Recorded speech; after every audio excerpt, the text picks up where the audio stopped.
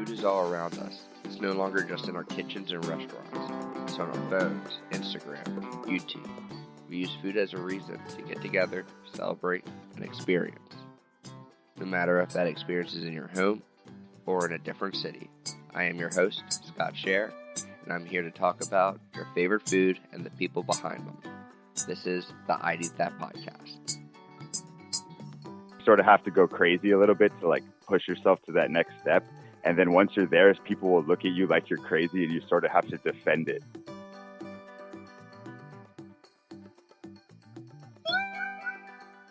Hello. Thank you for joining me for episode 7 of the I'd Eat That podcast. I interviewed Kevin Garrison, sushi chef at Seaweed Handroll Bar in Koreatown, Los Angeles. We talk about the do's and don'ts of ordering sushi and what to look for in your sushi. Enjoy. Hello, everyone. Today I have Kevin Garrison from Seaweed Handroll Bar. How are you doing today, Kevin? I'm doing great. How about yourself? Doing great. On your Instagram post, you have a lot of great images of you hand-rolling sushi yourself. Can you tell us a little bit about how you got started in doing that? Well, in all honesty, the way I decided to become a sushi chef is I was an anthropology major in college, and I became interested in basically learning about cooking food, especially that was related to Taiwanese cuisine, because I realized that food is a fundamental part of like how cultures and people define themselves. So when I finished college, I looked at my roommate and I was like, what do I do? And he's like, why don't you be a chef? And I was like, I'll be a sushi chef because they're like some cool chefs. And then, they get to drink and talk with the customers. And so, it was just sort of like something for me to do right after I got out of college because I didn't want to continue my schooling and I didn't want to work in an office. But then, I'm working at the sushi. I found a place that hired me with no experience, and I was lucky enough to start basically making basic rolls at the bar. And then it was just like really cool. I started doing it, and everyone's like, oh, the work's hard, huh? And I was like, the work's not hard. The work's great. I was like, I love this. And then I just never stopped. Now I'm about to enter my 5th year into making sushi now.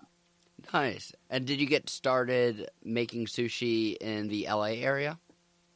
No, so because I went to school at University of California, Irvine. So there was like a small, simple revolving sushi bar called Gotten Sushi, and they hired some of my college friends with no experience. So my friends vouched for me, and so I was able to land a job there with no experience. But that place is more like, I don't know how to say it, it's like sort of like a McDonald's of sushi. So they buy all their stuff pre-cut, and it's not necessarily about like understanding a process. It's more assembly line. But then after that, working there for 9 months, I had basic skills. So I was lucky enough to find a job at more like an actual sushi restaurant. And then the head chef took a real liking to me. So he basically served as my mentor for almost 3 years. And then I learned how to actually make sushi. So I consider that like the start. Nice. Yeah. And what's the trick to making great sushi? I would say the trick to making good sushi is like a thoroughness. So like the great thing about when you see like truly great sushi chefs is it's usually one person. And it's because like sushi, the secret to making good sushi is the sushi chef has to care about every single thing. And like, I feel like the greater the sushi is, the more neurotic or hard or sort of insane the head chef or the lead sushi chef is. Cause he's like, oh, we don't do that. Oh, why? Oh, it's because of this. Oh, we don't do that. We don't do that. Oh, we do it like this. We do it like this. We do it like this. And he stacks so many small little details into this great big picture that you don't see when you see the little piece of nigiri. But then when you eat really great sushi, it's usually the cultivation of like the head chef's like all the cultivation of his sort of neurotic ideas of what he thinks makes the sushi great. Because I can't tell you what makes sushi great because you can have one piece of sushi with the same fish and it'll be really, really good. And you'll have another chef prepare it and it'll be really, really good. But you're like, I can't tell you they're different, but I can't tell you why this chef did better and this chef did better. It's just because the chef is really good. And like you develop a trust because the chef gives you good sushi. You're like, you're a good chef. Your sushi is good. And then you keep getting. So I don't think there's a secret. I think the secret is you have to be a good chef and you have to be crazy. I like the craziness part of it. I guess that kind of brings out the creative part of the sushi chef. Yeah, exactly. Because you can just cut the fish and then make the rice like everybody else. But then, like one chef I know, he uses hot water to wash his rice. And just like all the other chefs I met, when I do it or they see him do it, they're like, "What are you doing?" And he's just like, "Yo, like I'm sushi master. Don't like this is what I do. Don't question it." And he makes the best sushi rice I've seen. But he's the only person I've ever seen use hot water to wash his rice. And I'm just like, your little crazy idea makes all the difference in the world, and every other chef looks at you like you're crazy. But like he accepts that because his product is good, and so he accepts it. And he's like, I don't care if you think I'm crazy. My sushi rice is great, and I'm gonna do it my way. Nice. That's pretty cool. Yeah, it's just cool. Yeah, I like it because you sort of have to go crazy a little bit to like push yourself to that next step. And then once you're there, people will look at you like you're crazy, and you sort of have to defend it. Is there any specific training or schooling that you need to do to make sushi? Yes, that's so. There's not a specific one, but training is 100% necessary in some way, shape, or form. Because to get an edge or a personality in sushi, it's like I said, you have to develop a little bit of a craziness. But what happens is you have to trust someone. So you have to trust this crazy guy who's a little crazy, and he's going to say, "This is my crazy," and you follow it and you develop your own crazy. But if you just sort of walk into a sushi restaurant and you don't really follow one chef and you don't follow like the direction that it's going, all you're learning is assembly. And then if all you learn is assembly, then your sushi will be mediocre forever because you don't know why the sushi's good. All you do is you take the fish, you put it on the rice, and you put it on the plate, and then that's it. And so I feel like if you want to be a good sushi chef, you have to maybe go find a few places. But like once you find that chef and you're like, you're crazy and I love you, you got to 110% just follow him for at least 3 years. I would say. And then that craziness become inside of you and you can make it your own. But with no training, you're just assembly line and then it never develops into something great. Do people go to school for it? Yeah. So you can go to school because like there are basic hand skills that you can learn on your own or develop time. But like I said, the thing that makes sushi really good is just like each personal chef's edge. And I would say schooling can give you the basic skills, but you really have to find a chef that personally speaks to you and then work under him. It's the best way to make your sushi better, make your own sushi. Like to be a sushi chef, you have to follow another sushi chef. If you learn just the skill, because the skills are great if you want to be a home cook, because there are basic cutting techniques and basic rules, but you won't become like a sushi chef. You'll just know how to make sushi. It's like a lot of people, like I would highly recommend spending money to take sushi classes if you want to make sushi at home. That's super helpful. Like take a private lesson, go to a sushi class, like they'll teach you really basic stuff and you can make really good sushi for home sushi and it's no problem. But if you want to be a sushi chef, I would recommend a different way. And I would recommend finding a chef you like or finding a restaurant you really like and trying to get a job under that chef. That kind of seems like the best route to go, but it does seem like a lot of people are starting to learn how to make their own sushi in some of these classes. And I feel like they're popping up all over the place in different cities in the United States. Yeah, they're popping up everywhere. They even have classes in Japan that you can like fly out and then like stay there for, I think they're like 3 to 6 week classes. And they're like, you get like a certificate and they're like, you got a certificate from the school. So there's, you see some chefs that like have that here too. What better place to learn how to make sushi than Japan? Yes. I know, right? But then, but there's a whole thing with like what Japanese sushi is and what American sushi is and what European sushi is. And it's like, I don't know. I don't like to you can't judge people for their taste. What is the biggest difference between American sushi, Japanese, and European sushi?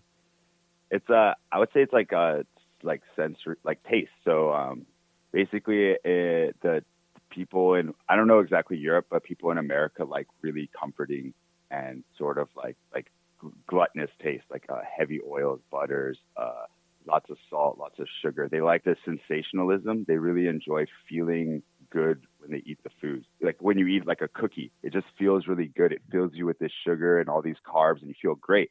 Japanese people on the other end are all about taste.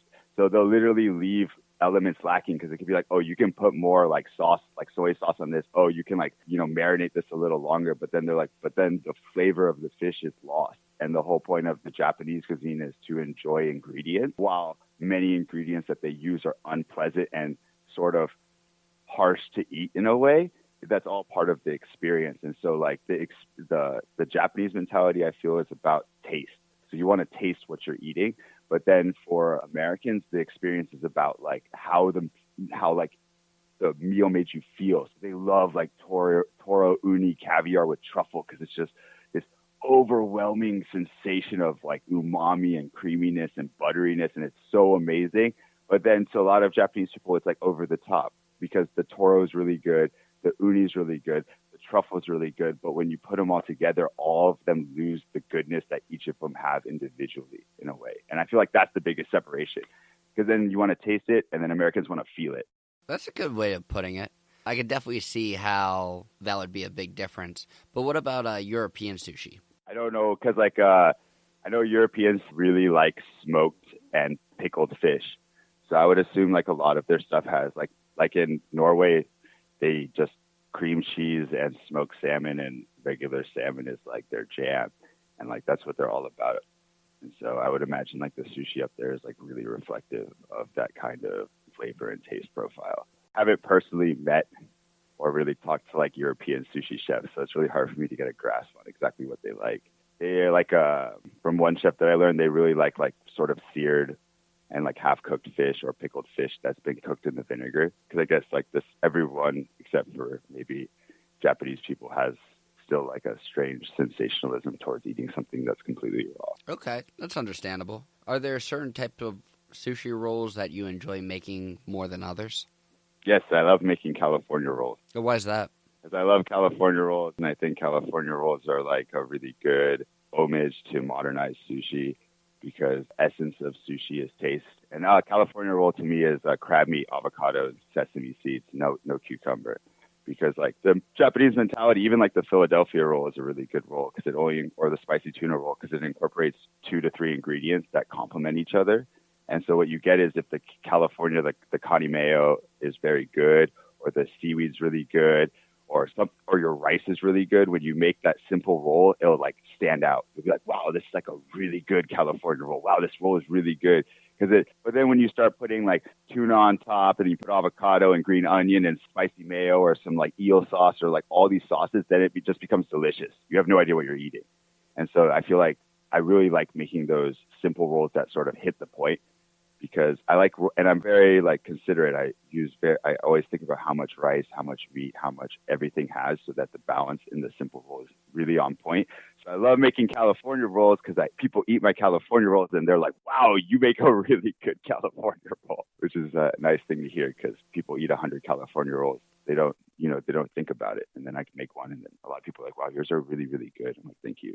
That's usually my go-to roll when I go out and order. It's a good way to judge a sushi restaurant because a lot of sushi restaurants, when someone orders a California roll, they sort of laugh at you. They're like, God, it's just another California roll guy.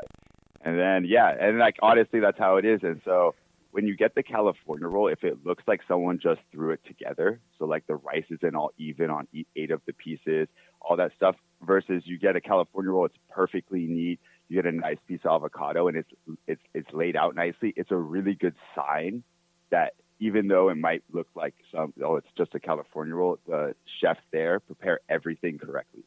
Versus a lot of other restaurants, they'll like slam out a California roll and you're like, bro, like this is a messed up California roll. One of the pieces isn't even closed. And it's just like, I don't really like want you to make my other food because you can't even make a California roll like look nice. I was like, what are you going to do with all my other stuff? And so California roll is a good way to get a feel for the sushi restaurant. That's a really good test when people are going out, choose a sushi restaurant. Yeah, exactly. Yeah. Because there's a few things. Miso soup's also another good one because some miso soup places use miso powder rather than miso paste. And that's just again, something very simple, but it's just like, dude, come on. Like this tastes like water with powder versus like, oh, there's actually like miso chunks and paste mixed into the water. Like, because sushi you order in pieces, so sometimes I'll usually order like California roll, miso soup, and like one salmon or tuna nigiri. Because it's all super simple. And I say, how good is your simple stuff? And if your simple stuff is really on point, then I start ordering like the fancy fresh fish you got from Japan or the toro and all this other stuff. Because I'm like, oh, now I trust you. And so like I feel like that's a good way to sort of like get a feel. For the miso soup, if it's powder, I guess it's a little bit more watery than the paste. Yeah, exactly. It'll have like a milky white thing, and if you let it sit for a while, it's sort of like still milky and white, but the paste will have like these little grainy chunks at the bottom of your soup. And it'll just be like, you can tell with the flavor, it's just very full when it's the paste, and then when it's the powder, it tastes like powdered water. I got to look for that next time. Yeah, because it's a lot more. You'll get it. It's like a lot more salty and full of flavor, but it's really good. I like it. What rolls would you recommend for the